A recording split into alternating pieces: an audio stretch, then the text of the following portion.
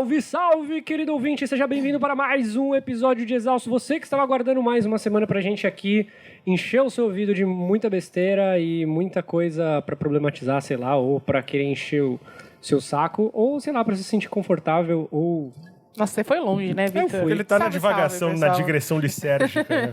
Bom, pra você que não me conhece, eu sou o Vitor Trindade, sempre muito bem acompanhado dos meus amigos Ariane Freitas. Olá! E o senhor Francisco Junqueira. Make Mamata great again. Bom, e hoje a gente vai falar de um assunto aí... Apresenta os convidados primeiro, depois o assunto. Tudo bem, mas já que É um recorde dos exaustos. Eles conseguiram brigar na apresentação. É inacreditável. Mas é verdade. Ok, ela quer que a gente apresente os nossos convidados. Hoje a gente Mas tá o casal, ela quer. Hoje a gente tá com convidados Esse aqui... chip ainda vai acontecer, né? Esses convidados um pouquinho ilustres aqui. A gente tá com mais de um convidado. Geralmente a gente tem um convidado só. A gente tá com uma série aí que tem vindo muita gente aqui no podcast. Mesa cheia hoje. Hoje estamos com a presença do senhor Thiago Alves. Olá, galera, tudo bem? Tá tímido hoje. Eu sou uma pessoa tímida, eu sou uma pessoa quieta. Quem é você, senhor Thiago Alves? Conta pra gente. Thiago Alves é uma pessoa que tem... Vocês não vão falar do tema ainda, mas eu vou talvez deixar um pouco a galera entender sobre o que a gente vai falar. Sou um profissional de 10 anos de marketing, mais tempo dela na parte de games e talvez eu venha falar um pouco sobre isso hoje. E para acompanhar ele aí, para ele não ficar sem reforço, nós temos o senhor Paulo Barros. Olá! Conta pra gente, Paulo, quem é você, cara? Cara, eu sou um profissional de mídia, né? Então, negociei, comprei, planejei muita mídia. E, assim, é a parte da publicidade que geralmente não é muito conhecida por quem não trabalha com publicidade. Mas é o bastidor que mexe com dinheiro, com audiência. A parte boa, né? E é isso aí. A parte que ganha. É chamada pra festinha das emissoras e dos canais. É a melhor parte. É a parte que nos explora. Bom, você então, ouvinte, já deve ter uma noção. Hoje a gente vai falar sobre publicidade. Antes de tudo, não se esqueçam que nós estamos nas redes sociais. Exatamente. Twitter, ExaustosPod, Instagram, Estamos Exaustos, Facebook, ExaustosPod, temos um grupo lá, se vocês quiserem conversar com a gente. E e-mail, para você falar sobre o tema, sobre as dores da sua vida ou sobre qualquer outra coisa, estamostodosexaustos@gmail.com. Lembrando que o final de mês está chegando, a gente quer receber os feedbacks de vocês pra gente ler aqui. Então tragam as suas histórias, pode ser anônimo ou não, e a gente tá insistindo no áudio, a gente gosta de áudio, gostamos de vozes. Estamos de áudio. Eu não sei, acho que quando esse episódio for ao ar já vai ter passado o fim do mês. Provavelmente. Eu erro muito nas datas porque eu tenho um problema sério aqui, porque o meu calendário é o juliano. Então, de repente, Não é eu tô porque a gente errando. gravou com antecedência. Eu erro toda semana, gente, vocês não têm noção. Não é a primeira vez, não. O Victor deu uma leve introduzida, eu vou deixar ele continuar, mas eu queria fazer essa piadinha. Acho que assim, pra celebrar que o tema é publicidade, estou aqui, eu, única mulher, numa sala com 5 homens, não é mesmo, gente? Pra você que, se você assistiu o Mad Men, você vai entender do que ela tá falando. Bom, por que escolhemos falar sobre publicidade hoje? Nos últimos episódios a gente falou muito sobre a realidade que a gente vive hoje e nós fazemos parte de um grupo muito seleto, de uma geração que está numa lacuna entre os millennials e a geração dos baby boomer, né? Durante o nosso... Nós somos millennials, o Victor só não quer admitir, porque a gente não curte essa porra. É que durante o nosso brainstorm, eu tava... Diferente da galera que tem orgulho, ai, sou millennial, amo millennials. Millennials. Eu tava conversando com o Victor que o advento da tecnologia, ele colocou a nossa geração numa situação muito sui generis. Por quê? Porque nós, é uma percepção minha, já jogo pra vocês aqui. O que eu percebo? Nós demoramos, em relação aos nossos pais, uma coisa entre 10 e 15 anos para definir o que nós somos como identidade de geração. Em função da tecnologia, porque nós somos migrantes digitais, nós somos nativos digitais, demorou 5 anos para criar uma geração nova. As pessoas que são 5 anos mais novas do que nós, que a gente está entre quem nasceu em 90, 93, 89, 93, já é completamente outra cabeça. Então a impressão que eu tenho é que a gente ficou no meio, porque nós somos muito novos para ficar com os nossos pais, que já tem outra cabeça, mas a gente já tá atrasado em relação a essa gurizada que tá aí, que chegou agora, que é outro tipo de cabeça. De repente, esse meio que eu acho que contempla a idade de todos nós aqui, virou o elo perdido, né? É total, é a zona de transição, né? Essa é a ideia dos millennials. Passou um trem e levou todos nós aqui. De repente, se a gente não se adapta, não vai, mas que dificuldade que a gente tem de se adaptar também, né? E pra poder falar um pouquinho com mais propriedade, a gente convidou os dois rapazes aí pra gente poder dar uma explanada, entender como que surgiu a ideia de publicidade, como que vocês trabalham isso no dia a dia de vocês, pra gente poder ter um pouquinho mais de clareamento de da onde a gente veio, pra onde a gente tá indo e... Clareza, né?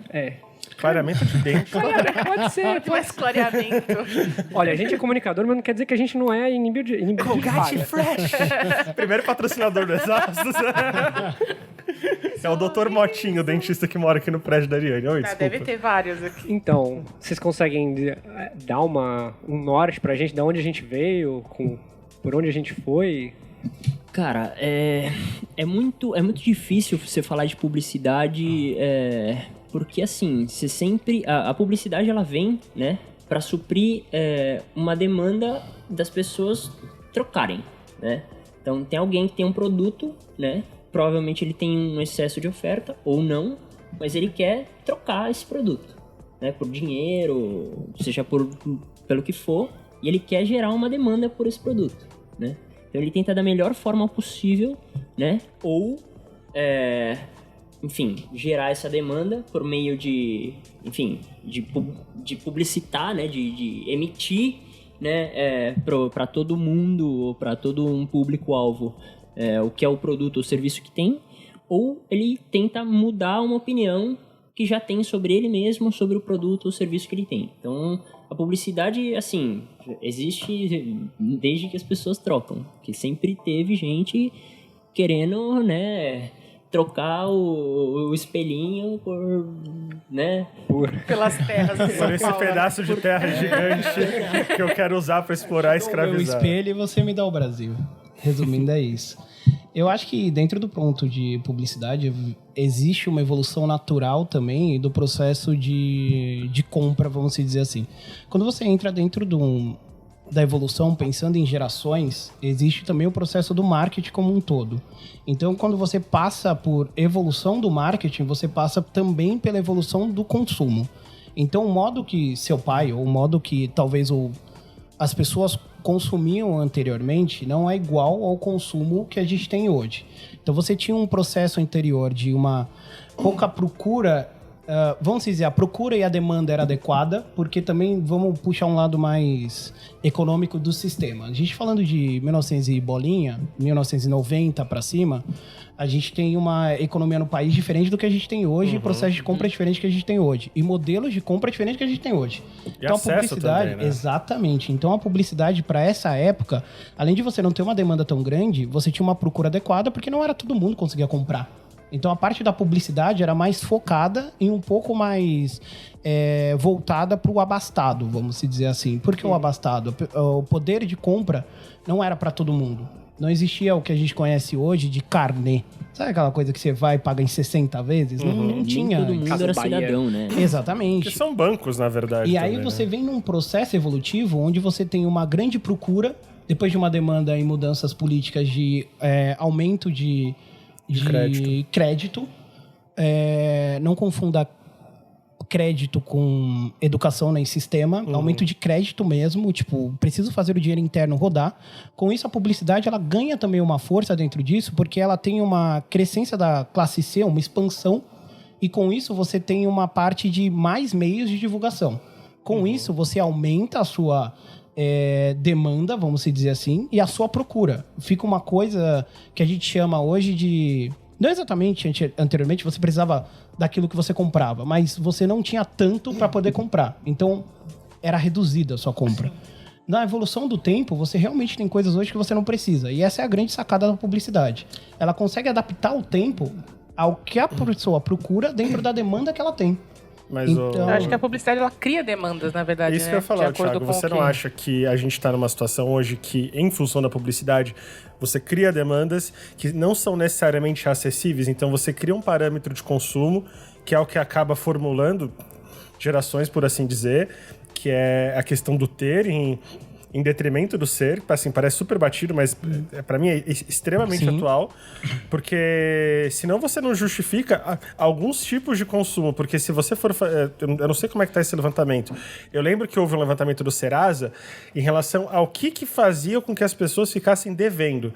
E não eram as necessidades básicas, pelo contrário, as pessoas elas pagam em dia luz, pagam água, fazem as compras, mas o que faz com que as pessoas devam é justamente o consumo superficial, é a busca do prazer através do consumo, unicamente. Mas é porque todo mundo hoje é consumidor, né? Antes você tinha menos consumidores, hoje a sociedade, né? O capitalismo, ele força com que você tenha um mercado imenso, e quanto maior, melhor, nesse sentido.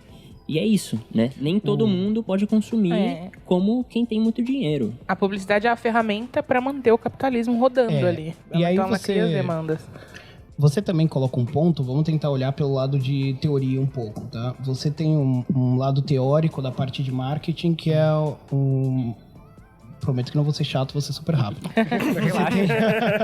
Você tem a pirâmide de Maslow, que é uma pirâmide de necessidade básica até o status. Eu não vou passar pelo meio dela, mas ela tem alguns níveis que é de poder de aquisição. Necessidade básica é necessidade básica. É o que você precisa, como você falou. Conta de luz, conta de água. Então, o que acontece? Com a geração milênio, ela tem uma grande necessidade de...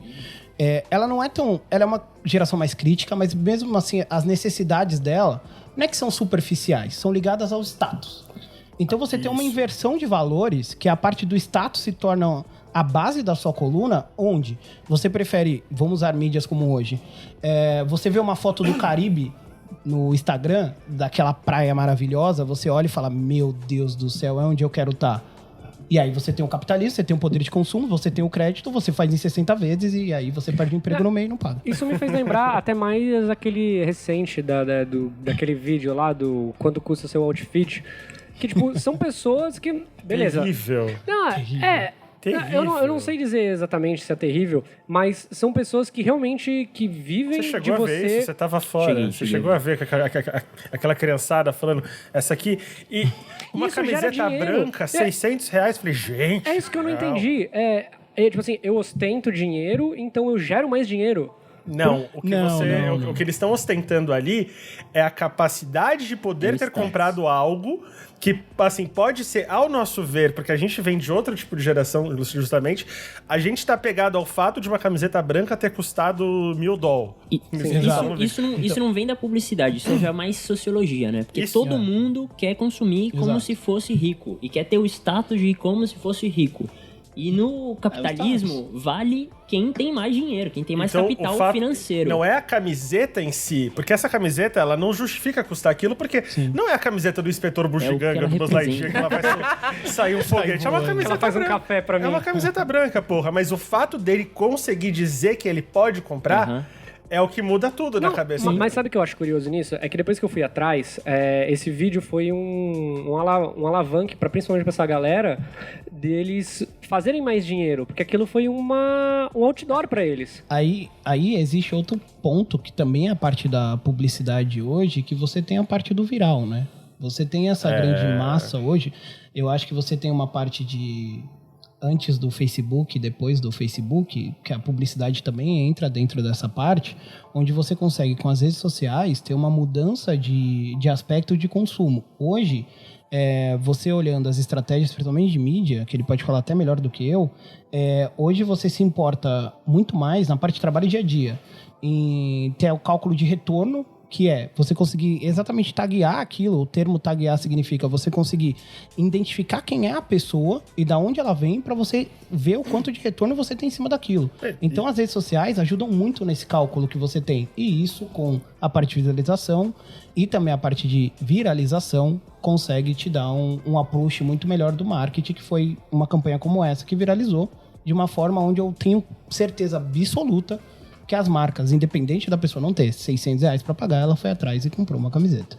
E é que vira também assim, um jeito de você identificar, porque se você assim fizer a luz da geração dos nossos pais, por exemplo, em que, em função de crise, em função de uma porrada de coisa que o país viveu, em que não era uma questão de status, a questão de sobrevivência era você ter a residência própria, uma coisa que hoje já não é mais uma coisa que a gente fala, que a gente tem que fazer 18 anos e ter uma casa própria. A gente ouve, eu, pelo menos, escuto muito isso dos meus avós, Na cabeça deles é muito assim. Porque na cabeça deles não ter a residência fixa, você não investir todo o seu dinheiro com 20 anos numa residência que depois você não vai poder bancar, ou se por um acaso você precisar viajar, qualquer coisa, você não vai ter o que fazer com ela.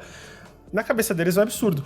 Hoje, eu acho que isso que você falou, com as redes sociais, você padroniza um novo tipo de status alinhado especificamente ao consumo. Então, a publicidade, ela deixa de ser uma coisa em relação ao produto, porque o produto ele tem que ser a pessoa. Ela passa a ser uma publicidade pessoal de quem adquire. Sim, todo mundo é uma vitrine. Exatamente. Você vira uma vitrine porque você tem o seu Instagram, o seu Facebook, então você tem que... A gente discute isso muito, a Ari, ela fala muito disso, de como a gente tem que mostrar também, por outro lado, na rede social, que a nossa vida é perfeita, que tudo acontece ali de um jeito muito específico, que a gente não demonstra a vida, a gente dá uma visão tunelada do que é a vida. E isso passa necessariamente pelo que a gente, pelo que está se entendendo do que é ideal, do que é sonho, onde vamos chegar. E a grande quebra de paradigma justamente dessa geração, da nossa inclusive, e das mais jovens, é que a gente também é meio de comunicação, né? Isso é muito importante, porque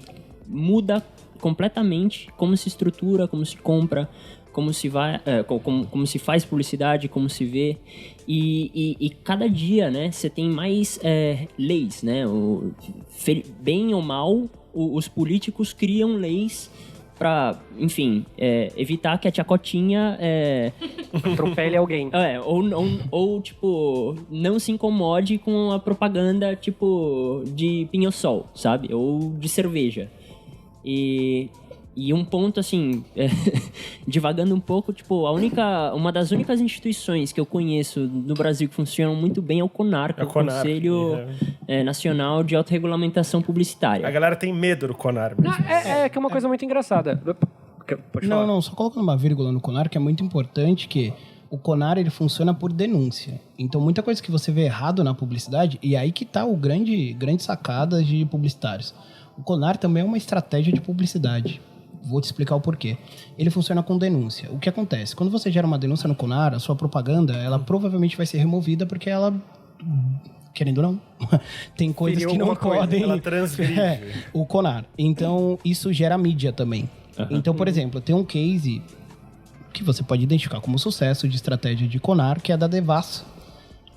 Ele fez uma estratégia de cerveja onde não poderia ser feito da maneira que ele fez. Ele sexualizou a mulher, ele usou termos que não poderia usar segundo o CONAR. Ele, sei lá, de 8 normas do CONAR, eu não lembro todas as normas agora, mas ele infringiu 6. Então, foi dentro da publicidade, isso é um absurdo. Tipo, como o cara não sabe disso? Ele sabia, ele fez isso por isso.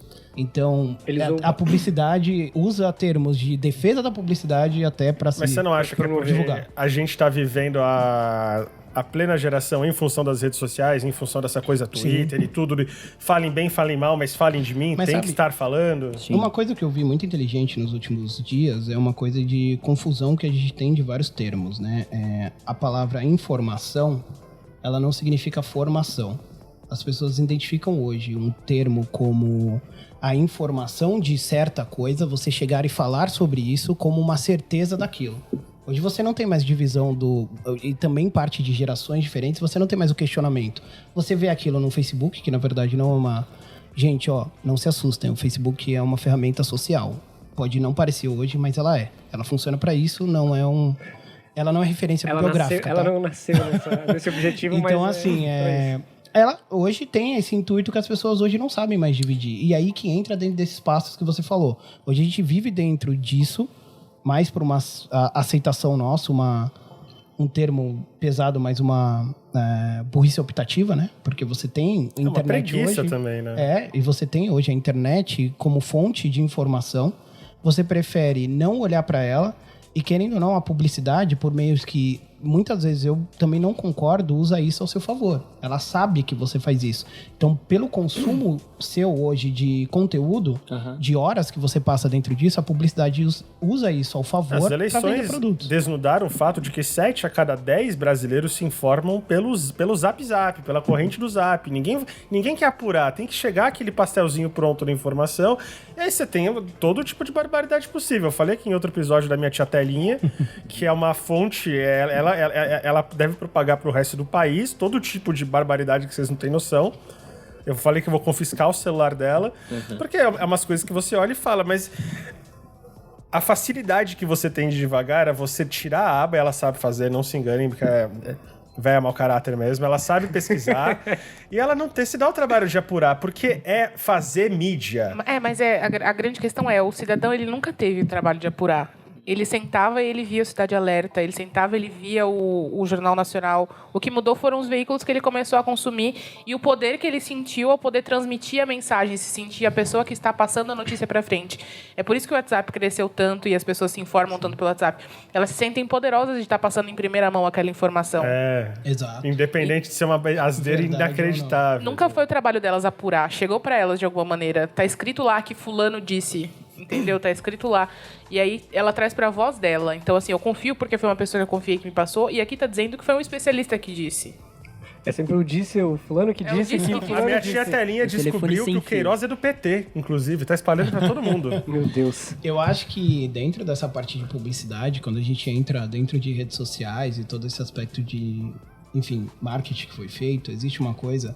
Tem termos, a publicidade é cheia de termos em inglês, porque parece bonito, mas, gente, são só termos. Existe a parte de share of mind, que simplesmente significa você... A primeira coisa que vem na sua cabeça. Então, quando, sei lá, uma pessoa te parar na rua e perguntar qual sabão em pó vem na sua cabeça?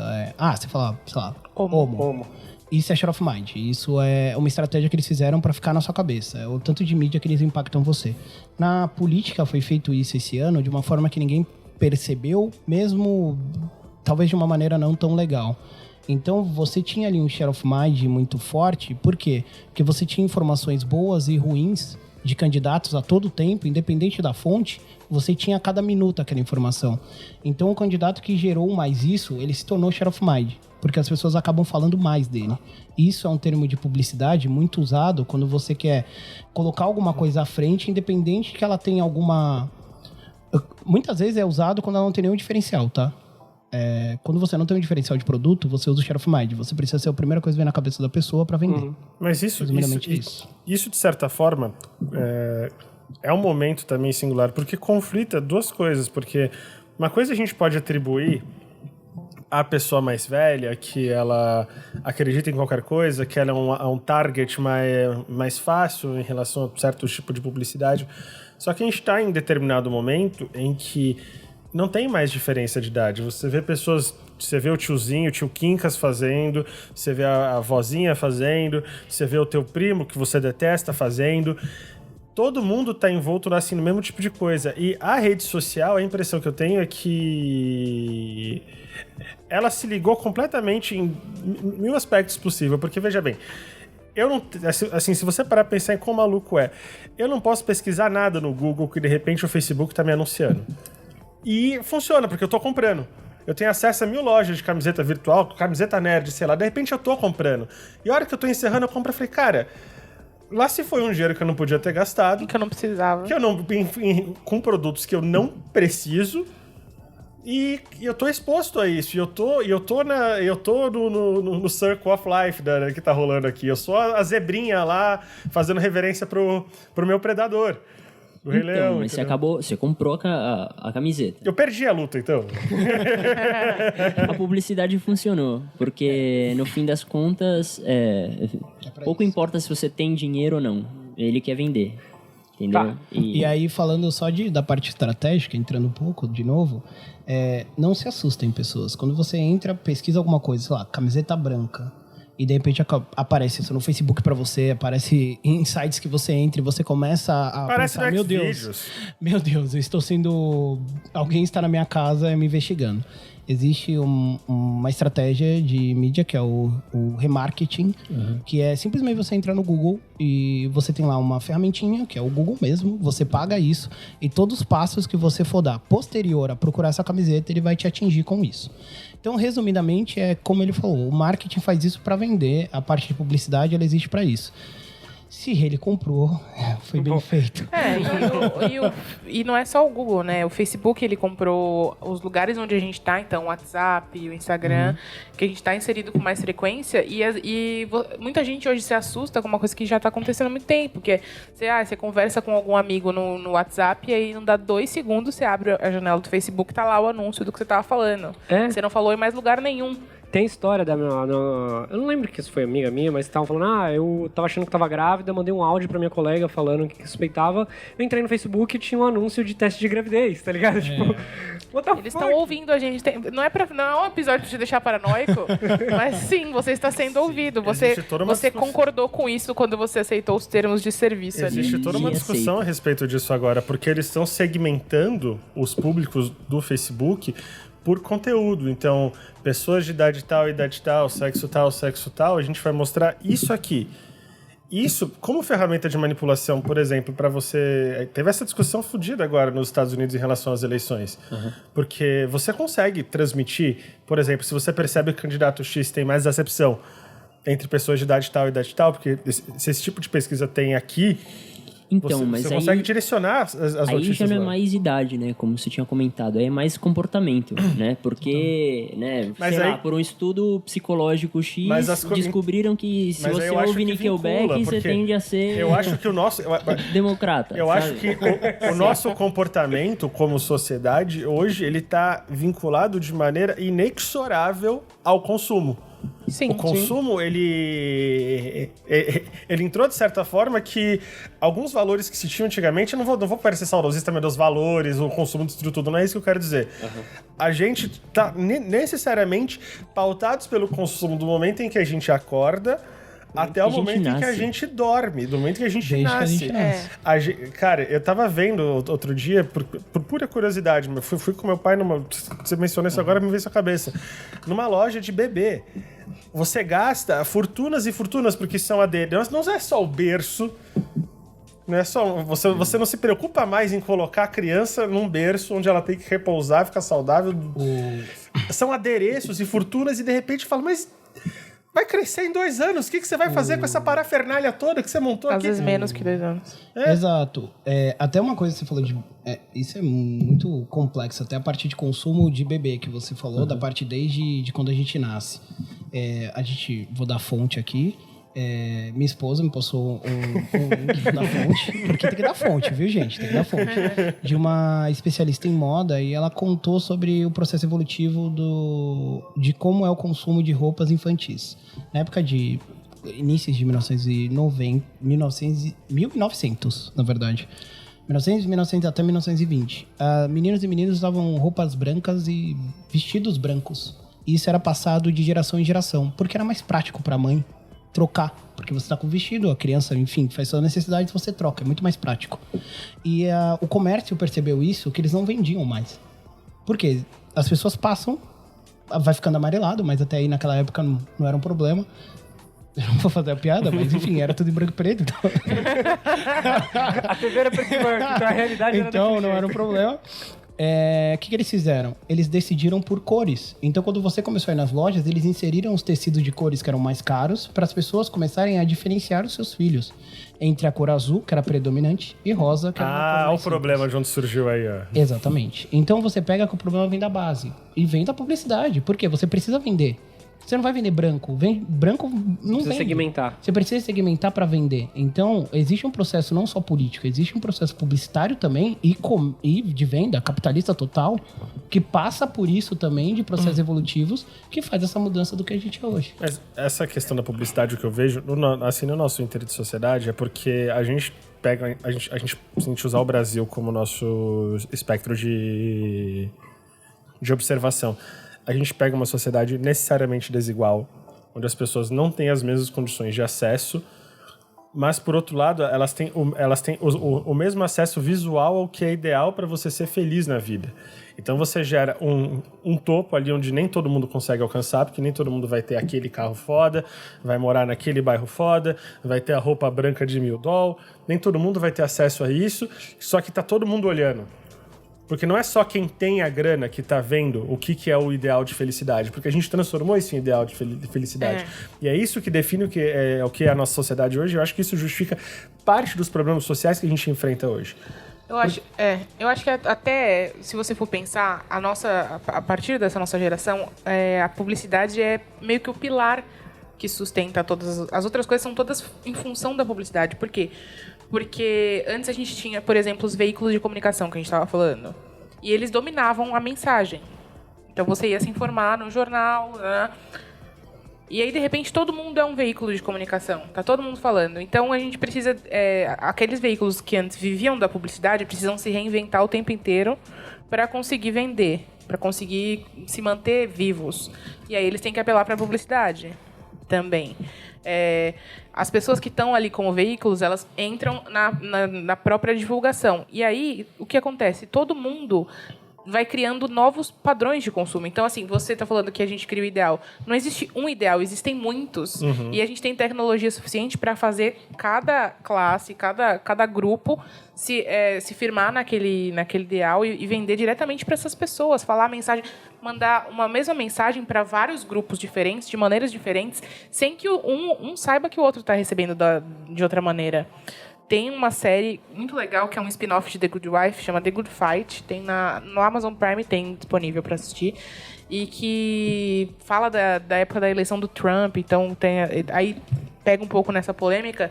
E é muito legal porque você consegue perceber como eles fazem, por exemplo, para direcionar as fake news, para mexer com a mente dos jurados. Porque eles estudam o padrão de consumo dos jurados e aí começam a criar fake news para aparecer só na timeline do fucking jurado para influenciar ele contra o réu. Sem que ninguém saiba. Não tem como, porque não tem como você controlar isso, controlar o que as pessoas estão vendo. Quem tá direcionando a mensagem sabe o que tá fazendo. Mas a gente de fora tem muitas coisas que você vê e que eu nunca vou saber que existiram. Você falou entendeu? Uma coisa agora... Então, a forma que a gente conduzia apenas a publicidade começou a conduzir diversas coisas. Você usou um verbo muito legal que é o influenciar. Assim, vocês não acham que esse boom do influencer, esse papel do que a gente tá vendo agora, que essa molecada, todo mundo quer virar o youtuber, é o sonho de ser o youtuber, e a gente, assim, até em contato com ele, a gente sabe que não é fácil, que é uma trajetória do caralho, tá uma porrada de dificuldade, mas a gente vê esse deslumbramento da pessoa mais jovem em relação ao que ela pode adquirir em pouco tempo, em termos de status, de grana, de tudo. Eu acho que vida particular, X exposição. Eu acho que tá Antes a gente queria ser a Xuxa, sabe? É o queria jogador ser de o futebol, jogador de né? futebol. Olha assim, ó, sempre tem meu um irmão que de 9 anos, ele junta todos os ursinhos de pelúcia dele, ele faz junta no sofá e pega o celular do meu pai e aí o que ele faz? Ele pega o vídeo em formato de selfie primeiro e fala: "Oi, amigos do canal". Aí ele vira, mostra os amigos do canal, que ele já tá pensando quem é a audiência dele. Sim. Então, assim, na falta de audiência, o que a cabeça infantil dele fez? Eu preciso já emular quem são a minha audiência, que são os bichinhos de pelúcia ali. E aí vai falando do dia dele e tudo, e acho que é isso também. É a Xuxa de hoje, é o seu youtuber, então. A Xuxa de hoje é o Lucas Neto, né, no caso. Não, e a publicidade influencia pra caramba, e não só nas redes sociais, enfim, nas mídias digitais, sim também, como o grande público, né, que não necessariamente ouve a gente e tá conectado, também consome mídia. Porque, por exemplo, e não só mídia, como consome informação ou consome conteúdo de modo geral. Então imagina que quando se podia fazer publicidade infantil, você tinha TV Globinho, você tinha desenho animado em TV aberta, e hoje que é proibido, não tem mais isso. Que foi uma coisa muito curiosa. Eu só colocar uma vírgula aqui muito importante, que hoje a geração que está começando, está ouvindo a gente, não vai saber o que é TV Globinho e vai perder muito na vida. TV Globinho fez a geração que temos hoje uma geração melhor. Nunca viram o Bambu Luar. Nunca viram o Bambu Luar, cara. Bambu Luar, não é Cavaleiros do Futuro. Não é aquele da Angélica que tinha uns bichos 3D esquisitos, eram os Power Rangers do... Qual era o nome deles? Os... Sonhonhoca. Mas vai ser a geração que vai vir melhor. Vou discordar do meu colega de bancada aqui. Ah, não. E como que eram outras? Agência de talentos lá? Caça-talentos. Caça-talentos. Mas justamente, Genial. Como vocês acham esse que... ponto, Fran, que eu acho que tange e muda, todo jogo. Porque, assim, antes, a criança era considerada um consumidor. E hoje não. sabe? Mas a criança continua consumindo. Mas Na dá verdade, pra- ela é mas considerada dá- um consumidor. mas dá pra você Só houve driblar, porque legislação e aí eles foram pro YouTube. A Ari citou esse Lucas Neto. Como que teve a transição de você fazer uma propaganda na televisão com um jogador de futebol, com um técnico da seleção do Brasil da Copa no momento?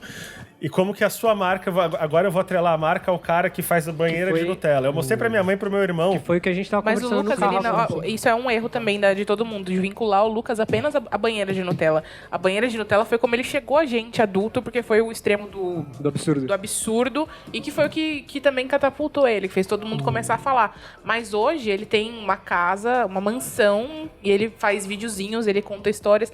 Então, assim, ele saiu de um cara que fazia vídeos criticando o irmão, criticando...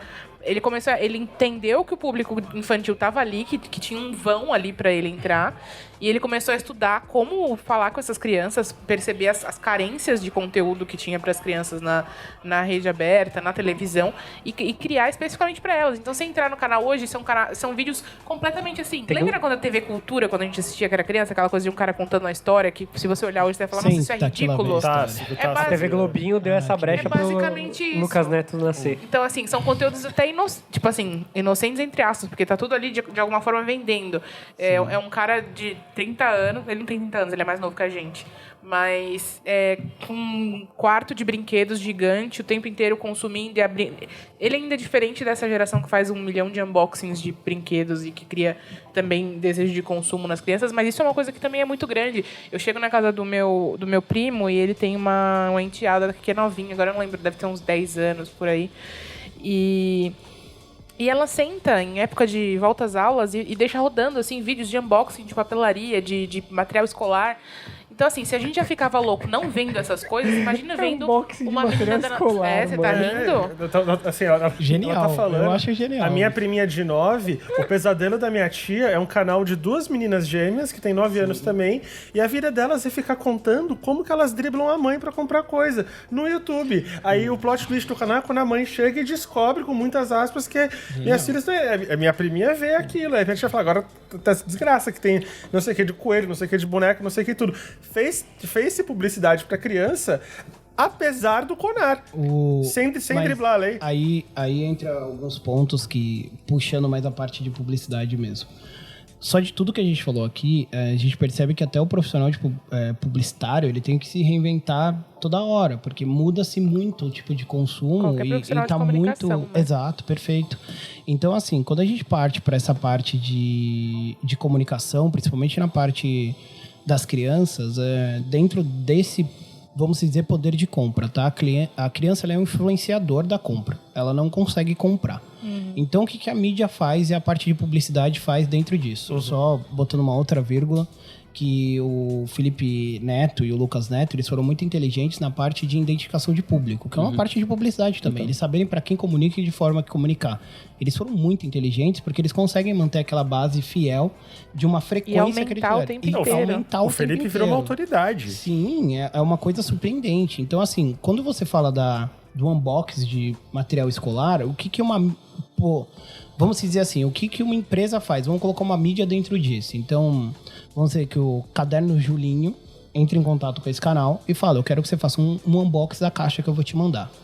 Nesse unboxing que é feito, a criança vai assistir, ela identifica que aquilo dentro do que ela tá vendo, porque ela identifica que aquele influenciador, só pelo termo de influenciador, obviamente influencia ela dentro da compra, mas ela não tem o poder de compra, porque ela não compra.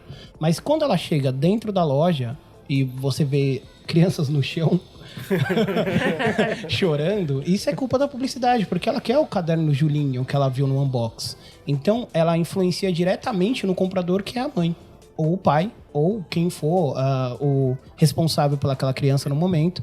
Então, ela trabalha em duas vertentes, acho, porque se você usar o Felipe como exemplo ainda, ele trabalha a imagem dele, porque tem livro dele sendo lançado em que as pessoas liguem os pontos com a cara dele, colorem desenhos dele, onde tem pôsteres dele. Ele tá trabalhando a autoridade que ele vai ter para fazer com que essa criança vire um transtorno pro pai na papelaria. Então, isso é a grande publicidade, isso é um problema de como a publicidade é feita hoje em dia também, porque antes você, vamos falar da década de, 80, você sabia o que era publicidade e o que não era, sabe? Então, no máximo, tinha um tie-in, que é aquela publicidade não falada, que é o cara usando um Macintosh no filme, né? Mas isso era raridade, era a inovação. Mas, via de regra, você sabia o que era uma publicidade. Era um espaço ali dentro do jornal, um quadradinho que era separado por classificado da marca, ou era o spot de 30, de 15, de sei lá de quanto tempo na TV ou no rádio, seja onde seja. E agora tem muito publi editorial, agora tem muito criação de conteúdo. Mas eu não sei E se não só na internet, porque e não só com as crianças. Por exemplo, se você pegar uma revista tipo a TPM, a Trip, você pega essa revista e a publicidade delas não é aquele anúncio que você via antigamente. É sempre uma reportagem pegando o viés ideológico que está em pauta na época.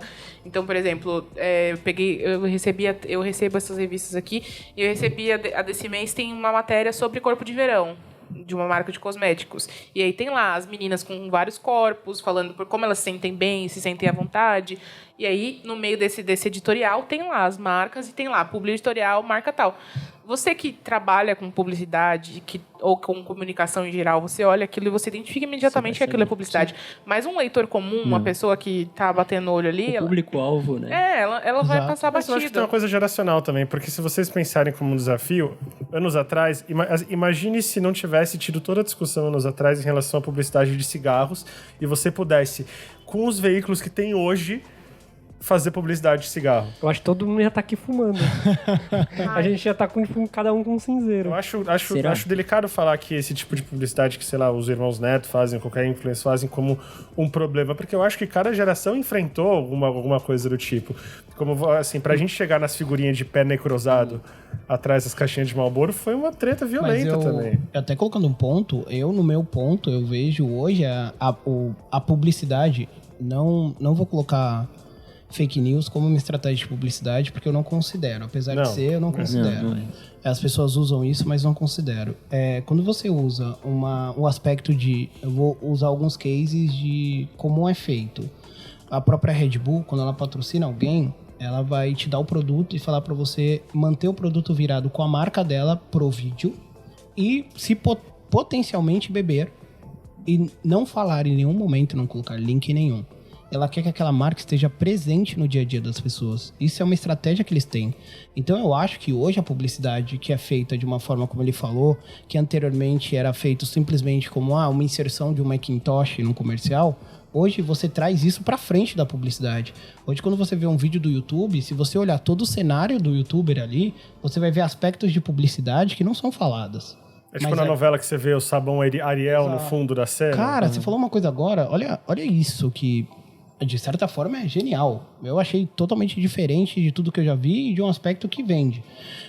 Eu acho que foi não lembro agora, talvez Casa Bahia e coisa do tipo. Ela fez um quarto dentro da novela. E aí dentro do metrô tinha um quarto da novela. Você andava pelo metrô, você viu o quarto da novela ali, você pode adquirir na Casa Bahia. É genial. É fora do contexto. Eu lembro quando eu me toquei nesse negócio de publicidade em filme, mídia, etc. Foi quando eu tava assistindo Bad Boys e eu vi que um dos caras era tipo um agente da polícia e uma viatura uma Ferrari. Eu tipo, mano, aonde que isso? Eu acho que a minha primeira percepção foi, sei lá, era criança, devia estar assistindo O Clone. E a dona Jura pegou e teve um longo take de 8 segundos em cima do óleo, não sei das quantas. Genial. Ela, nossa, meus maravilhosos pastéis, se não fosse o óleo Foquinha, jamais ficaria tão bons. Ainda existem essas inserções, né? Faz um tempo já, desde que eu vim morar sozinho, eu não vejo mais novela. Mas meu pai gosta muito de novela, eles lá em casa são noveleiros. Então eu via muito. E nos últimos anos tava começando a soar muito artificial. Porque a gente já não tá mais acostumado com isso. A gente já pegou que isso é publicidade. Então, tinha umas cenas assim, que a menina tava parada na frente do Itaú, sabe? E, tipo, um take gigante pra A fachada inteira. Precisa de um plano aberto que aqui, bom, ó. tem um banco aqui. Tem em todo lugar o meu banco. Então, tipo assim, é uma coisa... Por isso que a gente tá em constante aprendizado e tá sempre se reinventando. A Porta dos Fundos tá renovando, né, o esquema de Porta dos publicidade. Fundos é... foda. Não, uma coisa que vocês estavam falando, que me fez recapitular sobre o que a gente estava falando, sobre... que assim, a gente falou muito e a gente sempre deu uma imagem de que assim, a publicidade é uma coisa nociva. Tipo assim, que influencia o capitalismo e blá blá blá. Paga minhas contas, mas é nociva. A roda do dinheiro. A gente não tem poder sobre como Só que, por exemplo, atualmente a gente teve um episódio muito interessante, que é a propaganda da Gillette, falando sobre masculinidade tóxica, que é uma coisa tipo, muito necessária a ser discutida, principalmente nos dias de hoje, porque a gente vê as sequelas disso acontecendo, né? Hoje no dia a dia. E ela tá sendo massacrada. E essa por causa dessa publicidade. E, tipo, e ela tá incrível porque ela não conseguiu agradar ninguém. Quem acha que é eu vi muita gente quem acha falando bem. Porque a discussão tá assim, quem acha que é mimimi, se é mimimi, não sei o quê, aí tem outro lado falando, mas tá querendo comprar a nossa treta social, Então, mas é comércio. Eu, na moral, assim, não acredito em discurso ideológico de marca, porque o discurso da marca que abraça discurso ideológico vai abraçar sempre o mindset do momento, zeitgeist do momento. Nossa. Mas por que a marca vai fazer isso? Pra vender. Não é pela sua causa que ela tá falando isso, é só pra vender. Ela percebeu que existe uma demanda dessa mudança de discurso. Existe um público. Então, assim, é bom que exista esse discurso novo? É bom, porque não é toda marca que vai ter a ousadia de... Não é toda marca que vai ter a ousadia de se colocar contra uma coisa que é pré-estabelecida aí há séculos, décadas. Então, assim... Parabéns. Só que eu não bato palma pra essa marca, porque ela não faz mais que a obrigação. Mas aí que tá a situação. Sim. É tipo, qual que é a função social da parada? Da publicidade? Eu acho que publicidade não tem função social. Acho que publicidade não tem função social Tem porque... muita função social. Você acha? Depende. Você acha que publicidade tem que militar? Depende. Eu acho que sim. Eu acho que tem que mudar, sim. Mas que a gente não pode colocar nas mãos da publicidade. Não tem como você fazer publicidade no vazio. Você tem que ter... Tá bom, você até pode fazer, mas você acaba caindo numa mesmice que você não consegue atingir os objetivos de uma marca. Que é se diferenciar das outras. Mas essa é a crítica. Então não é uma preocupação com o ponto social. Então não é uma função social, não isso é uma função social. Ela exercendo o próprio... É um ponto comercial. Como funciona a maioria de campanhas, tá? Existe uma pesquisa de campo, eles vão até a rua mesmo, fazem uma amostragem de pessoas mínima e trazem informações internas para a agência. A agência pega isso e transforma isso num público chamado como target, mais um termo em inglês, para venda. Então, quando existe um aspecto, como posso falar, como marcas usam, sei lá, transexuais para vender maquiagem, essa coisa, foi simplesmente uma pesquisa que eles fizeram, não é defendendo causa nenhuma, é simplesmente para venda, porque existe um público e esse público precisa de uma marca e eles querem ser essa marca. Não existe esse contexto social dentro da parada, não existe isso, porque é para venda, converte. A publicidade é publi é pago. Pago é o que precisa de retorno. É isso. E o que eu acho engraçado, porque a gente vê, beleza, por mais que a Gillette tenha feito, que fique muito claro, a Gillette não tá pagando a gente pra gente discutir isso. Por mais que ela tenha feito essa campanha, que tipo assim, eu particularmente tenho achado muito legal, porque eu sou um militante da causa, eu acho engraçado, porque eu vejo mais um impacto negativo da imagem, porque eu vi, tipo, abertamente muitos homens, tipo assim, majoritariamente o consumo deles é masculino, falando que eu não consumo essa marca porque ele tá defendendo uma coisa que eu não quero. Mas isso não vai acontecer, as pessoas não vão deixar de consumir. Então, de certa forma, o impacto é positivo. Isso volta porque você começa a colocar na cabeça das pessoas a ideia, plantar ali. Isso volta no que a gente falou As pessoas estão falando mal ou não, elas estão levando esse discurso para... E aí, de pouco a pouco, as pessoas começam a se habituar com ele. O Thiago citou quando ele falou da devassa. No final, as pessoas estão comentando sobre Gillette. Então, as pessoas, é o nome que é importante. Porque a hora que você chegar na porra da farmácia e você tiver desesperado que você precisa se barbear de uma hora pra outra, você não vai, nossa, comprarei aqui uma Bic. Não, porque é muito engraçado. Você citou agora, tipo, sei lá. Essa Bic aqui é o que eu preciso. Fala uma marca de barbeador. Eu não conheço outra sem ser Gillette. Tem Bic? Não, Bic, mas Bic eu lembro mais de Bic pra caneta do que pra Gillette. Mas até uma outra estratégia de marketing que foi... existe estratégias de marketing totalmente positivas de causas. Não causas, mas de coisas diferentes. Por exemplo... Eu acho que foi a Quem Disse Berenice, ou marcas similar a essa, não vou lembrar, mas não quero dar o crédito também por não lembrar, mas eu acho que foi, com certeza. Ela fez uma campanha muito inteligente que eu não preciso, ela vende maquiagem, mas eu quero.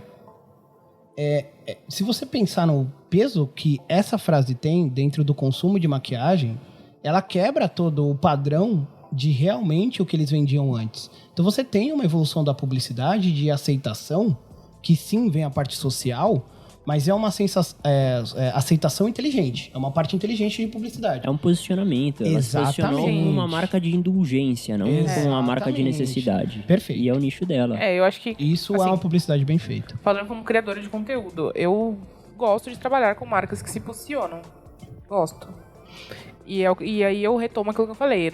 Não vou bater palma pra marca lá, porque eu sei que amanhã, se tudo que a gente tá falando agora se tornar uma coisa mal vista aos olhos do grande público, ela vai me virar de costas pra mim e vai fazer o que for melhor pra ela, entendeu? Então, a causa não é pra marca, a causa é pras pessoas. Justo. Mas é bom que a marca esteja apoiando. Por exemplo, teve uma polêmica que é a Skol, marca de cerveja, por anos, com propagandas super... qual é a palavra? Machistas e tal. Misóginas. Se reinventou e agora é a principal patrocinadora da parada LGBT.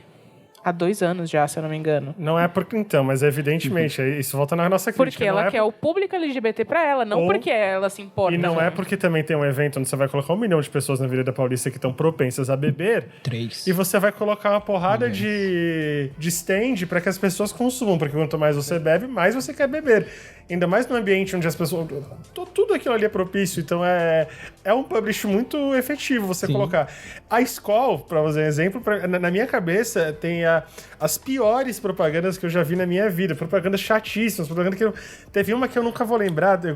Cara, do... Nossa, essa é do Siri? Não é do Siri. A do Siri é Brahma. Foi da Copa do Mundo no Brasil. Eles conseguiram desrespeitar o hino nacional de todas as nações que vieram, no sentido, o brasileiro é assim, o brasileiro é zoeiro, a gente fica aqui zoando. Não, isso é o brasileiro babaca. Você não chega na Alemanha e fica, vamos zoar o hino do Brasil. Cara, não existe isso. A escola é todo... Depois... Eu queria manifestar o meu ranço do publicitário da escola pelo bigodon também. É essa parte da pesquisa. Talvez ele pegou uma amostragem que fosse realmente babaca.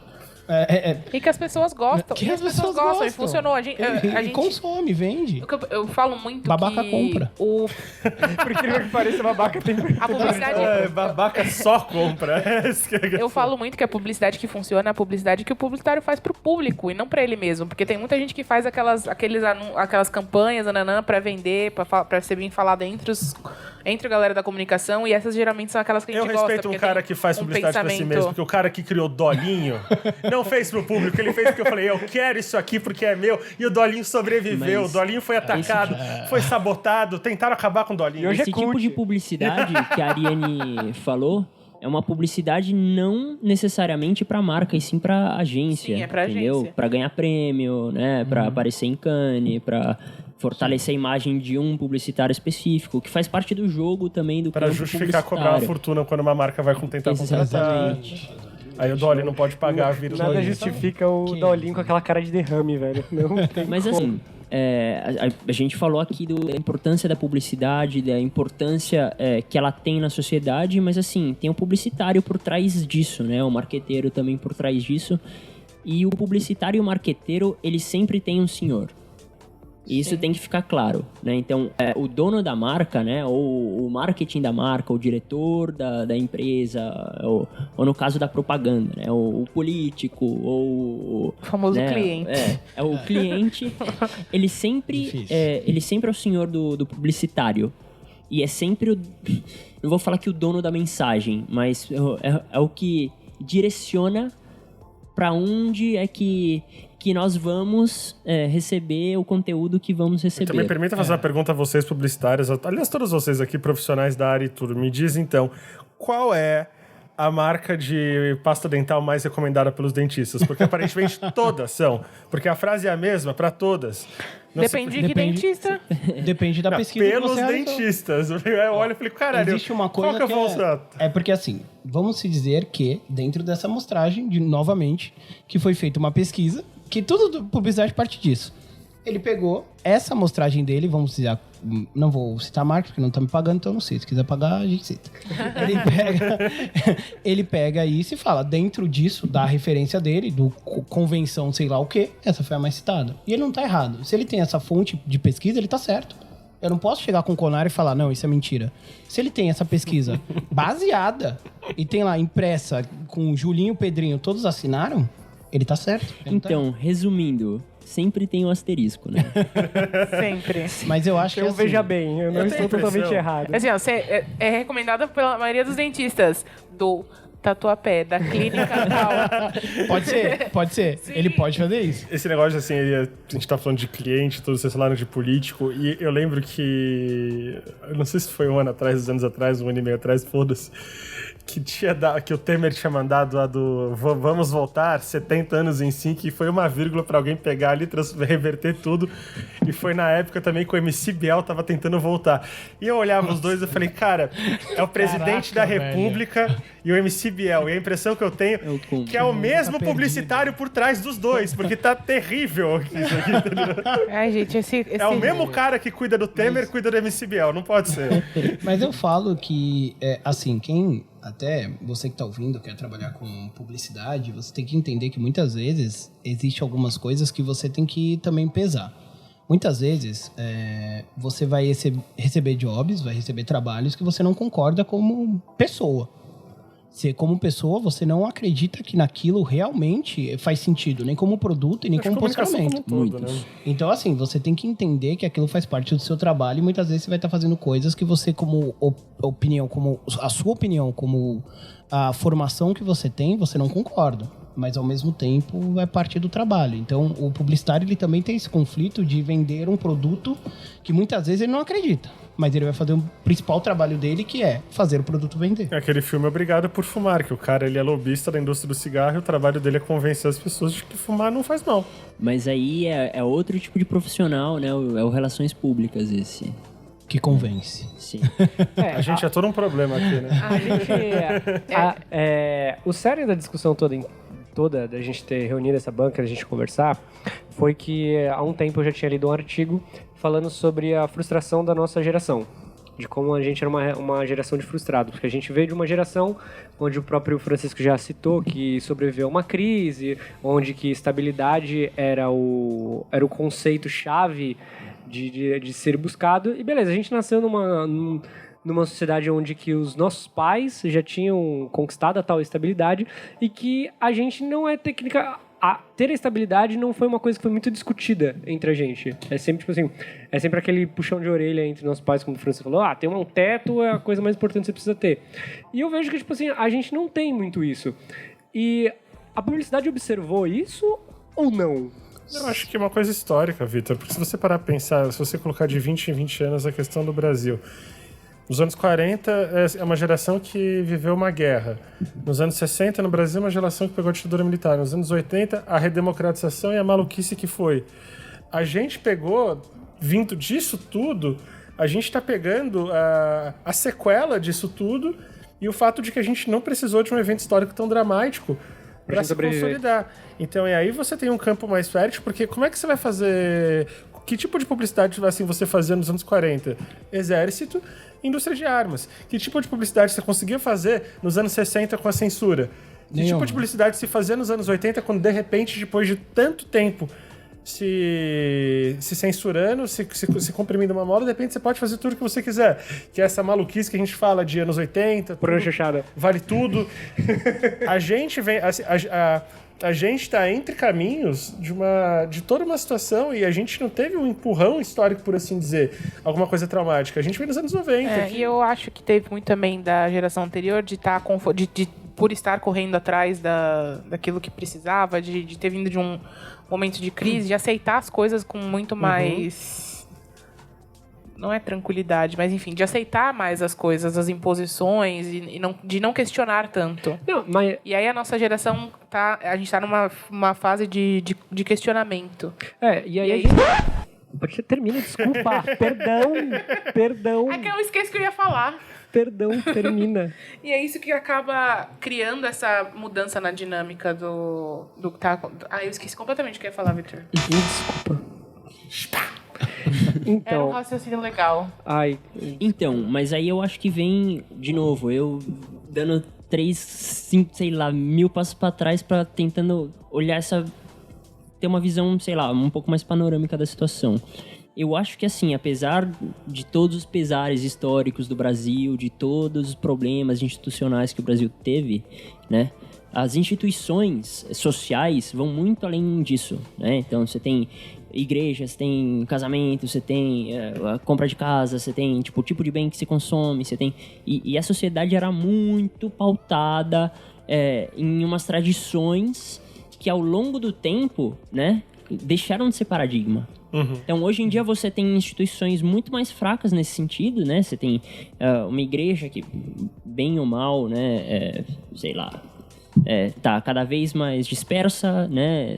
Você tem uns valores morais que também você... né? Você pode jogar...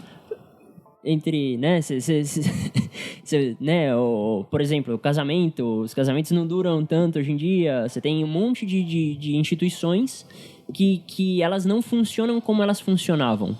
E eu acho que a publicidade também, ela conseguiu entender isso e ela muda de paradigma conforme o que tá na moda, sabe? Era isso que eu ia falar, que é positivo da nossa geração, que tá fazendo a publicidade mudar de acordo com o nosso pensamento. Então, você vê que quem não tá entrando nessa mudança, quem tá se negando, tá se mantendo na estrutura lá, por exemplo, que eu fiz a piadinha lá de eu estar sozinha com 5 homens aqui.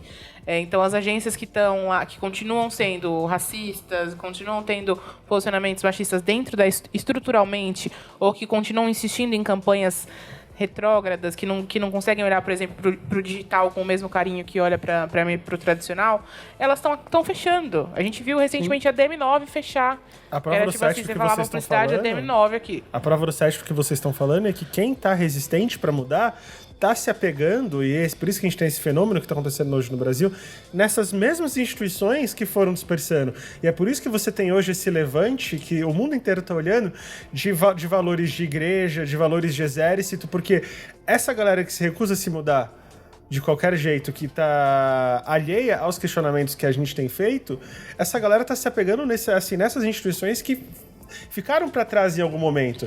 E é por isso que você tem o que, em substituição do Brasil católico dos anos 80, o país mais católico do mundo, você tem esse Brasil evangélico chegando com força, volta com tudo, que a gente comentou aqui do Meninos Azul, Meninos a Rosa, volta a ditadura, por parte de pessoas que sequer viveram isso. Porque é onde essas pessoas estão se apegando, nessas instituições que ficaram pelo caminho, como você muito bem falou. E é por isso que agora a gente tá, assim, nesse limiar que o mundo inteiro tá olhando o Brasil, porque a gente meio que tá dias de um futuro esquecido. Porque o que tá acontecendo? A gente tá ao mesmo tempo questionando, tem a propaganda da Gillette, mas de repente tem um cara que defende ditadura, esse cara virou presidente porque metade do país elegeu, não dá nem pra falar que foi golpe. E aí? Qual que é? Teoricamente, 89 milhões de pessoas. Do nosso formato, enfim, tipo... É o que ainda tem salvação. O cara foi... Beleza, o que eu tô falando assim, é o contraste. São duas forças que eu vejo que elas estão andando ao mesmo tempo, uma olhando de cara com a outra, sabe? Vamos ver a hora que a gente vai tretar, então. Porque ao mesmo tempo que você tem essa galera chorando horrores por causa da propaganda da Gillette, é a galera que de repente fala, não, mas eu tenho os valores cristãos. E não prega nada, ela só quer falar que tem, porque é onde ela encontrou pra se apegar, pra ela conseguir construir alguma identidade. Eu acho que passa muito do processo evolutivo também. Quando você passa de uma pós-ditadura onde muita gente perdeu muita coisa, eu acho que o primeiro pensamento é você conseguir novamente o que você tinha. E aí você gera um padrão de necessidade de...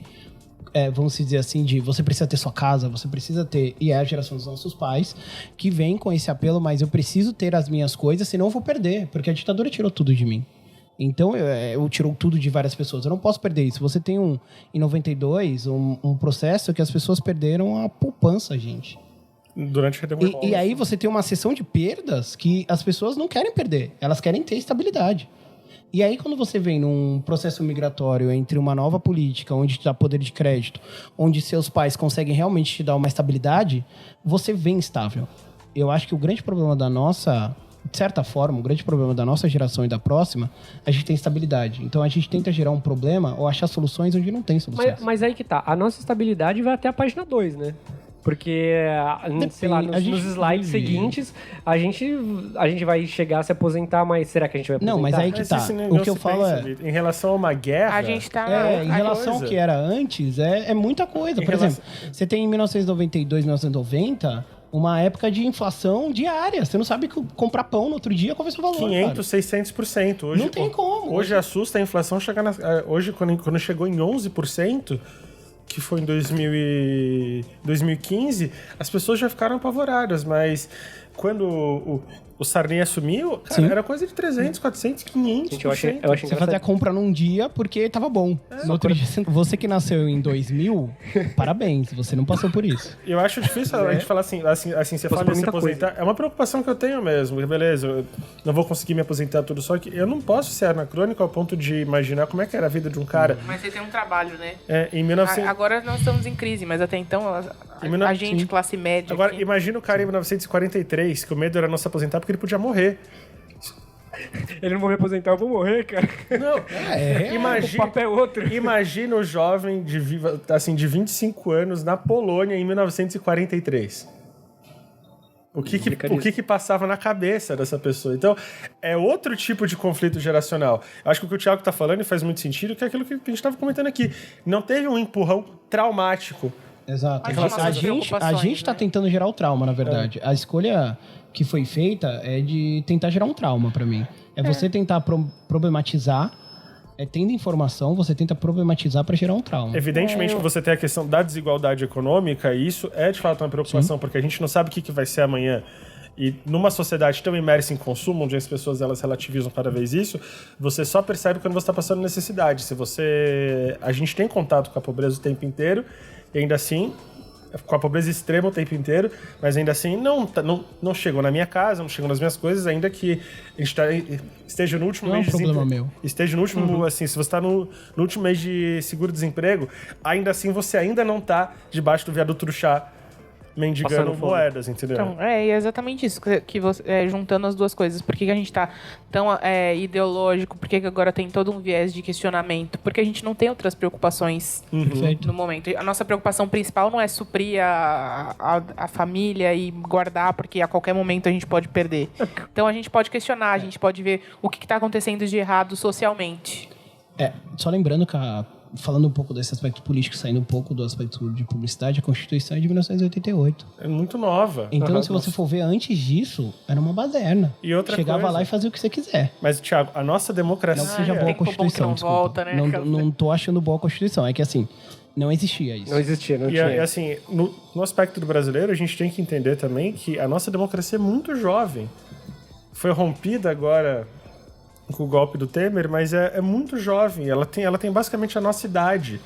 Então a gente não tem, no Brasil em especial, uma tradição democrática. A gente não tem uma tradição. E é por isso que é tão fácil para o brasileiro falar uns absurdos como volta à ditadura. Uma coisa que, se por um acaso você falasse em qualquer outro país da América Central que passou, se você for na República Dominicana falar em ditadura, os caras te mandam cagar. Mas isso aí é culpa da propaganda? Não. Esse é um aspecto social, eu acho que mas tem um... Eu acho que é um pouco geracional, porque isso que você falou, assim, do fato de entidades conservadoras que ficaram para trás enquanto a publicidade quebrou paradigmas e acompanhou uma geração questionadora. Essas pessoas que ficam, então, o cara que é mais velho, que ele não quer se adaptar tecnologicamente, o cara que ele é preconceituoso, ele é mal resolvido com alguma coisa, ele tende a se apegar naquilo que ele entende que é contrário necessariamente a isso tudo que ele não quer ver mudar. Tem que mudar tudo que tá aí, tá ok? Ele passou por alguns anos de omissão, porque foi o levante do questionamento. Então essas pessoas elas ficavam quietas porque diziam que era a ditadura do politicamente correto na cabeça delas. Então qualquer coisa que falasse era atacado. E aí essas pessoas, de repente, elas encontraram uma maneira de se unir e levantar a voz delas também. Fazendo coro, essas instituições estão ultrapassadas. Você não, assim, você vê um templo do tamanho do templo do Salomão se erguer em São Paulo, absolutamente do nada, é uma coisa que pra gente pode ter parecido bobo, porque, meu Deus, é mais um empreendimento de Edir Macedo. Mas, simbolicamente, olha aquilo ali. Aquilo ali é muito sintomático do que está acontecendo no Brasil hoje em relação à nossa geração de questionar e um levante conservador vindo aí para tentar barrar isso. E eu não acredito que a publicidade seja responsável por isso, mas ela reflete o tempo inteiro que a gente está vivendo aqui. Quando a gente faz um aspecto de entender, vamos fazer um cruzamento de política e publicidade dentro do complexo que existe. quando a gente para ver não tô falando de momento de país, publicidade mesmo. Existe uma coisa na publicidade, existe uma coisa que não é só publicidade, mas é uma coisa mais da psicologia também, que é a síndrome do herói. A gente vive na constante síndrome do herói, que é o quê? A publicidade, ela passa por isso também. Quando você fazer uma campanha de um produto, você pensa numa pessoa para levar aquele produto. O produto dificilmente ele vai se vender sozinho. Então, por exemplo, você tem grandes famosos vendendo produtos. Por quê? Porque isso passa da síndrome do herói. Essa pessoa me passa confiança e se ela me passa confiança, eu compro o que ela passa. Quando a gente cruza isso com a política, vem muito de pensamento do que você está passando naquele momento. Então, você elege o seu herói, independente que eu tenha colocado ele como herói, ele tenha falado que é um herói, porque está dentro daquilo que você, naquele momento, acredita como certo.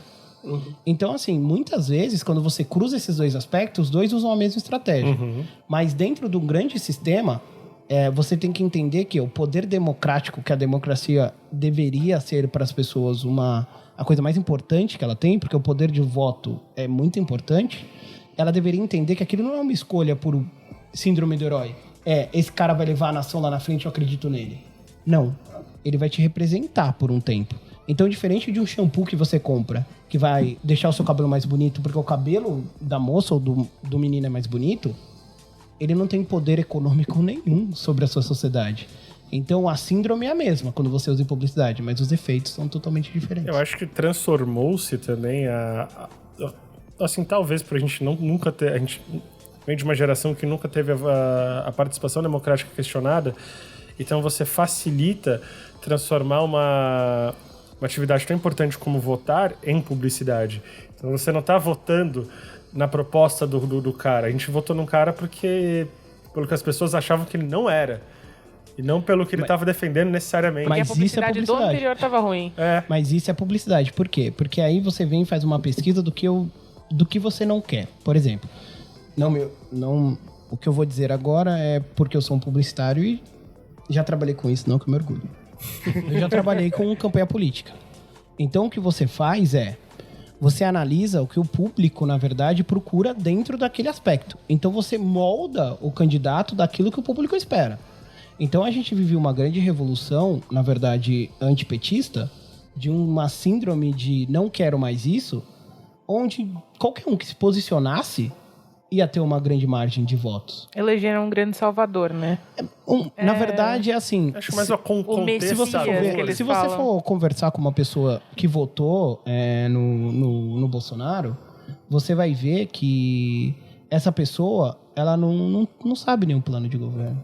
Não sabe. Até porque não tem. Não, até tem, até mas assim, é uma agenda econômica muito voltada para quem tem muita grana, por exemplo.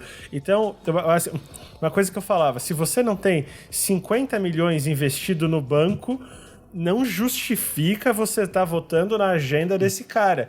Então, quando você vota num cara apenas por antipetismo, é um tipo de publicidade, querendo ou não, sim, você entende. Agora, você vê como quando eles viraram vidraça, como eles tentam reverter e emular a situação que estava nas eleições.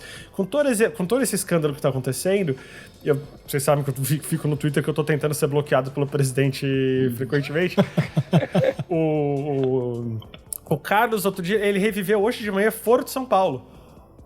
E eu nitidamente falei, cara, ele tá tentando fazer com que essas pessoas que hoje estão falando, pô, que merda, o cara no final ele era mais um...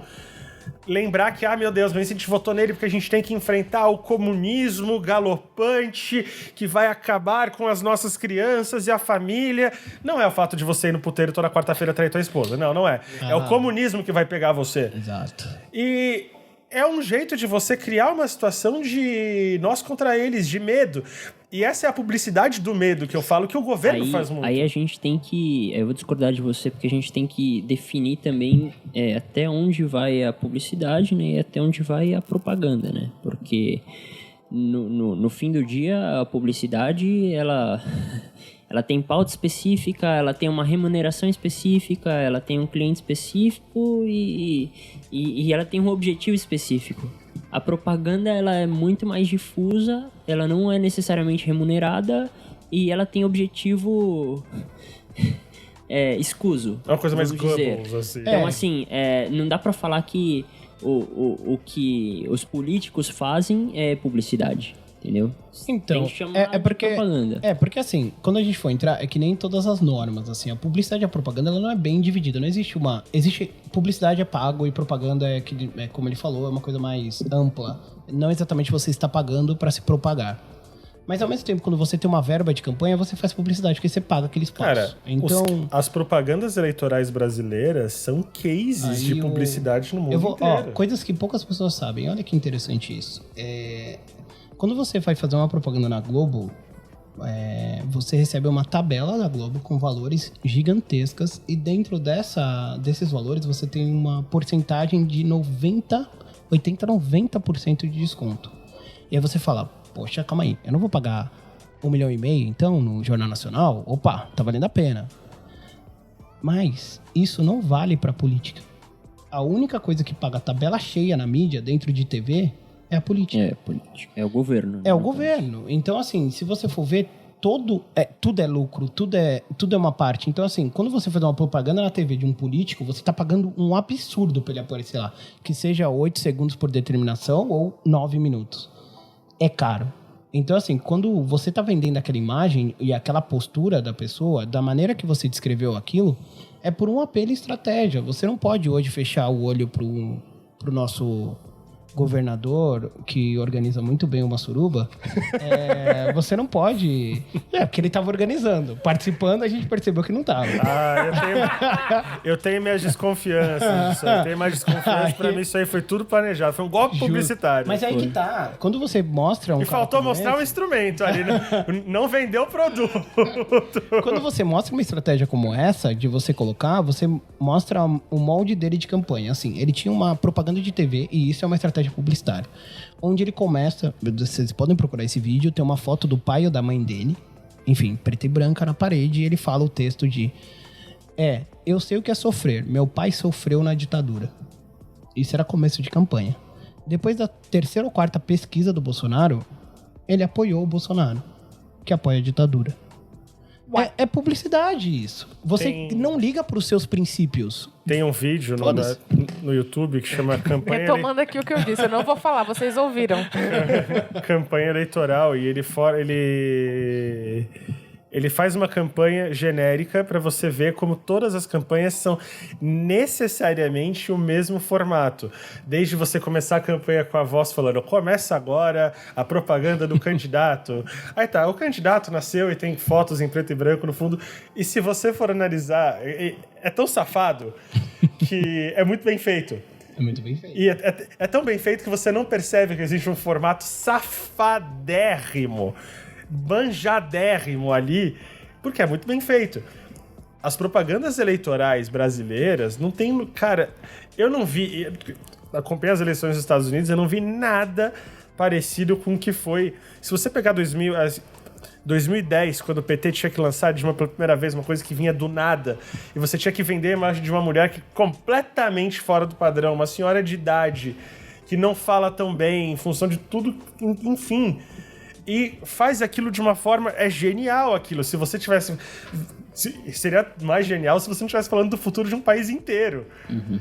O jeito que se faz, acho que aí junta publicidade e propaganda. O jeito que você vende uma coisa, porque as pessoas elas não estão comprando um projeto de país. Porque se você olhar nas propagandas eleitorais, não tem o projeto. Existe assim, eu tô te vendendo um produto que eu não vou conseguir entregar. Então eu vou vender, fulano vai fazer tantos hospitais. Como? Não tem como. E fulano vai fazer tal coisa. Mas projeto de governo nunca ganhou eleição. Você quer mais publicidade? Exato, olha os nomes dos programas assim, de muito governo bom. nas propagandas. Paulo vai lançar o Luz pra não sei o quê, moradia genial, tal. é genial. Tem o nome do negócio. Não é só. Então vem o programa tal. Então, isso é publicidade. Mas até o ponto que eu falo é assim... É pesado, mas é verdade, gente. Quando você coloca uma mulher para discursar em libras, é publicidade. Legal é uma mulher presidente. Isso é legal. Que ela pode discursar e pode dominar o país. Isso é legal. Isso é poder. Isso que foi feito é estratégia. Quando você coloca um negro em todo momento que você aparece, tem um negro atrás de você, isso também é publicidade.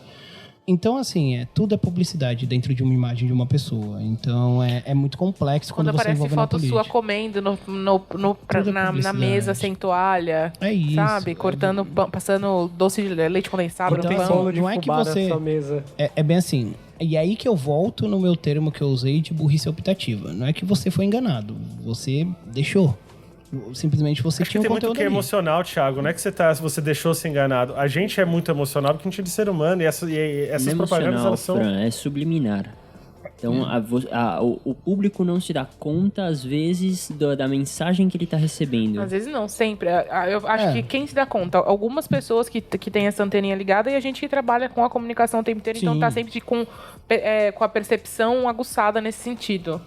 Quando você mostra o político lá falando, gritando, você não vê político em comício falando baixo. É gritando, aí de repente corta pra bandeira e não sei o quê, a velhinha chorando. Cara, Beijo no bebê. o beijo no bebê é uma coisa desde os anos 60, político beijo Padrão, no bebê. é padrão. Comendo pastelzão suado. Cara, é a melhor coisa em São Paulo, porque Pingado. São Paulo, nosso tucanistão, é ver essa galera comendo pastel e tomando café no Mercadão. Tomando aquele pingado. cafezão, Eu aquele tomando pingado, pingado. aquele Eu pão na adoro, chapa. porque cara é do sempre os Dória mesmos. É tomando Geraldo pingado. Alckmin, é José Serra, os caras que saem da cripta mesmo. Usaram o Fênix Down na desgraça. Ele vem e vai comer o pastel. E aquilo é bom. O cara só se alimenta por soro e sonda e vai comer um Isso pastel. é publicidade. Isso é. Você tem uma campanha, eu acho que uma das campanhas é assim, olhando o lado publicitário, não o lado político, tá?